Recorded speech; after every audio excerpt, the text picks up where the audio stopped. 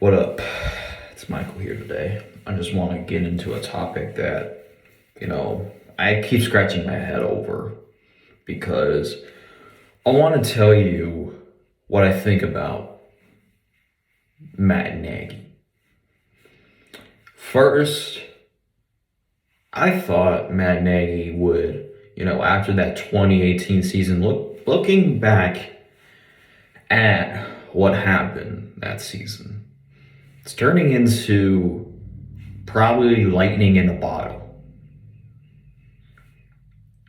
Matt Nagy, I don't even know how he won Coach of the Year. Let me be completely honest with you. Looking back at it, it seems like the one who deserves most of the credit that season was probably Vic Fangio, who was all the way in Denver.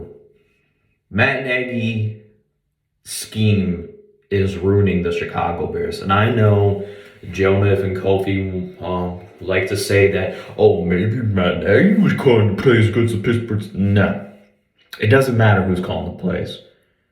Both, in my opinion, are not good. They're not good at calling plays. Both Matt Nagy and both Bill Lazor are not good at calling plays. We need somebody like Greg Roman, who else? Kendall Mod. We need type of play callers like that. Bill Lazor and Matt Nagy are not it. Matt Nagy, we can see Matt Nagy is losing the locker room. Costly penalties, costly mistake after mistake. Matt Nagy has officially lost the locker room. And it's showing.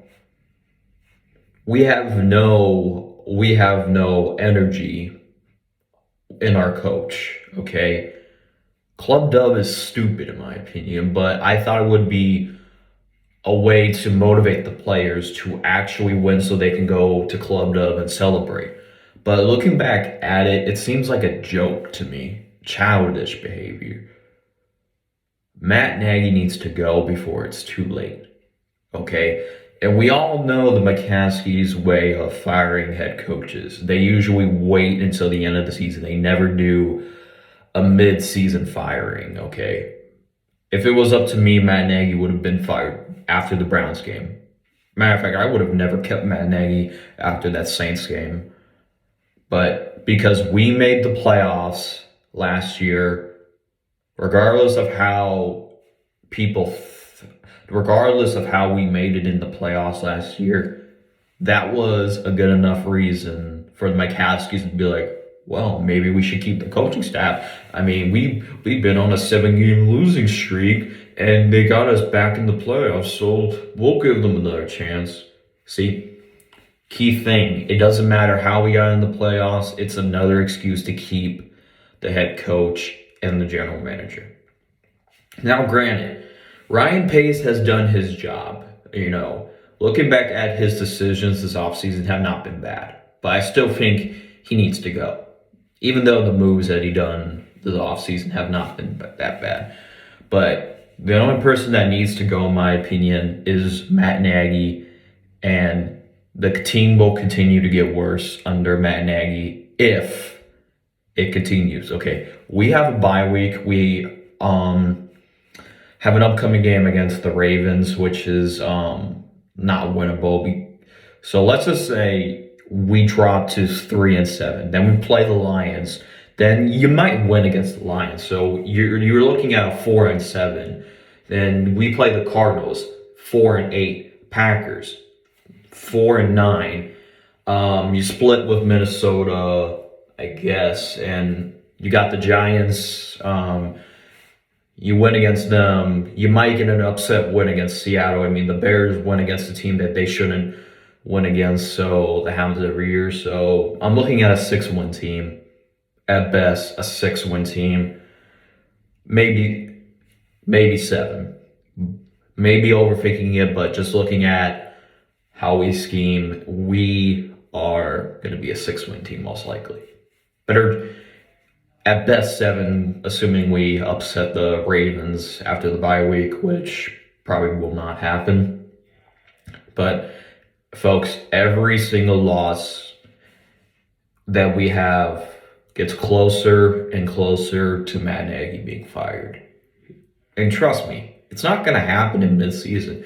We already know the McCaskey way. We can lose all the remaining games and they would still be there until the end of the season.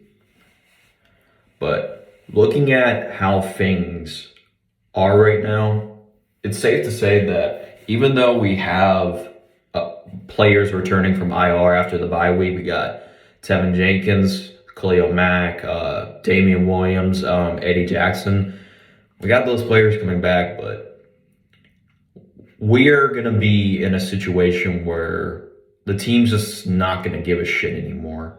They're just going to say, you know what? We're just going to be ready for next year. And that's how they already are acting like. They don't.